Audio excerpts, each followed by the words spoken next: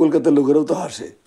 আর এটা কি মানুষ নাকি? এটা এটা ভার, এটা জোকার, এটা সিনেমার অভিনয় নাকি? বাংলাদেশের অনেক মানুষ কিন্তু একজনের উপস্থাপনা দেখে খুবই হাসছেন। যারা ডিপ্রেশনে থাকেন তারাও খুব মজা পাচ্ছেন। তিনি হচ্ছেন রিপাবলিক বাংলার ময়ূক রঞ্জন ঘোষ। তিনি বাংলাদেশকে নিয়ে, ডক্টর ইউনূসকে নিয়ে যিনি টকশো করেন, প্রবাদ বা প্রবচন যিনি প্রকাশ করেন, মানুষ হাসছে যে একজন উপস্থাপক এমন হয়। আপনি কি অবগত আছেন কিনা? আমি অবগত আছি। রিপাবলিক টেলিভিশন, আমি বলি এই লোকটা হলো আসলে বেসিক্যালি একটা ভার। Is a joker, dirty man, irresponsible, কাণ্ডজ্ঞানহীন, গোয়ার, ফালতু। এ লোক নিয়ে কথা বলতেও লজ্জা করে, আমার ঘৃণা লাগে। ফালতু লোক নিয়ে কথা বলে সময় নষ্ট করবেন কেন?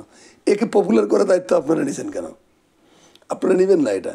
ফালতু বিজেপি হয়তো 2-4টা পয়সা ছুঁড়ে ফেলে দেয় দিল্লির থেকে, এগুলো রাস্তায় ঝাঁপাই করে কুড়ায় নেয়। এই বিজেপির রাস্তায় কুড়ায় পয়সা দেয়া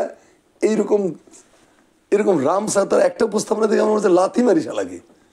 আর এটা কি মানুষ নাকি? এটা এটা ভার, এটা জোকার, এটা সিনেমার অভিনয় নাকি? তো এরকম জোকার ওর দিয়ে যা করছে ওর বাপেরা। নরেন্দ্র মোদী ওর বাপের নাম, ওর মায়ের নাম অমিত শাহ। এখন ওরা 2-4টা পয়সা ছুঁড়ে টুরে দেয়, এটা খায়। অতএব ওরা যেভাবে কয়, যেভাবে জোকারি করতে বলে সেভাবে করে। একটা দেশের বিরুদ্ধে এরকম কাণ্ড কেউ করে? এগুলো কেউ মানে? কলকাতার লোকেরাও তো হাসে। হাসে মানে কি? বিরক্ত হয়। মাছি হলো একটা বিরক্তিকর প্রাণী। আপনার মাছি হলো মাছি, সভ্যতার মাছি, সভ্যতার গায়ের উপর দিয়ে মাছি উঠতেছে।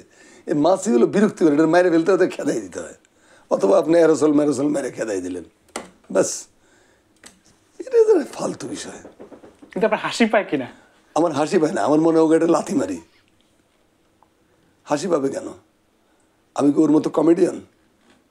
ও তো একটা জোকার, বললাম তো, এটা কমেডিয়ান। কমেডিয়ান বলে তোকে অনার দেওয়া হয়। ভার, দালাল, পাপোশ, চাপরাশি, ইতর, জঘন্য, কুৎসিত, নোংরা, আর কত বলবো?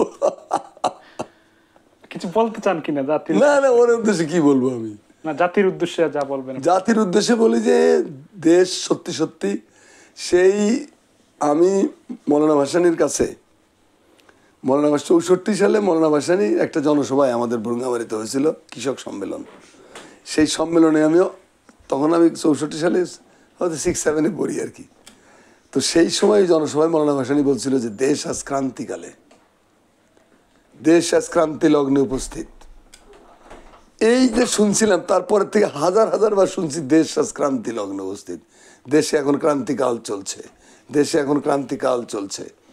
তো ওইটা বলতে বলতে এখন আমি আমার জাতির উদ্দেশ্যে, আমার ভাইদের উদ্দেশ্যে, আমার বন্ধুদের উদ্দেশ্যে, আমার বোনদের উদ্দেশ্যে, সবার উদ্দেশ্যে বলবো, দেশপ্রেমিক বাংলা ভাষাভাষী বাংলাদেশি জনগণের উদ্দেশ্যে বলবো যে দেশে এখন ক্রান্তিকাল চলছে। এটা একটা ট্রানজিকশন, একটা পরিবর্তিত সমাজ, একটা বিরাজমান সমাজকে উৎপাটন করে একটা নতুন সমাজ তৈরি করার চেষ্টা করা হচ্ছে। এটা একটা ক্রান্তিকাল। এই সময় প্রতি বিপ্লবী তৎপরতা হওয়ার জন্য নানাভাবে সবল বিস্তার করার চেষ্টা করতেছে। এই সময় ব্যক্তিগত ঈর্ষা, ব্যক্তিগত ক্ষোভ ক্রোধকে গুরুত্ব না দিয়া বৃহত্তর স্বার্থে, জাতীয় স্বার্থে, দেশের স্বার্থে, মানুষের স্বার্থে, সার্বভৌমত্বের স্বার্থে আমাদের ঐক্যবদ্ধ থাকতে হবে। আমাদের সীসা-ঢালা প্রাচীরের মতো ঐক্যবদ্ধ রুখে দাঁড়াতে হবে প্রতি বিপ্লবী তৎপরতা। আমি জননেতা তারেক রহমানের সঙ্গে কণ্ঠে কণ্ঠ মিলিয়ে বলবো যে এই সরকার যদি ব্যর্থ হয় তাহলে বাংলাদেশ ব্যর্থ হয়ে যাবে। এই সরকারকে আমরা ব্যর্থ হতে দেব না, ব্যর্থ হতে দেওয়া যাবে না, এবং সেজন্য আমাদের ঐক্যবদ্ধভাবে কথা বলতে হবে। আমি এক্ষেত্রে যারা বাইরে ইউটিউবার আছেন বিভিন্ন দেশে দেশে ছড়াইয়া, তাতে 2-3 জনের ভূমিকা আমি খুবই সপ্রশংস। তারা খুব ভালো ভূমিকা পালন করতেছে, যেমন পিনাকি ভট্টাচার্য, বা আমাদের ডক্টর কনক সরোয়ার, বা আপনার নাজমুস সাকিব, এরকম আরও অনেকে আছে, শাহেদ আলম, ইলিয়াস হোসেন, আরও আমাদের তাজ হাশমি সাহেব, এরকম আরও অনেকে আছেন, ভালো ভালো কথা বলছেন।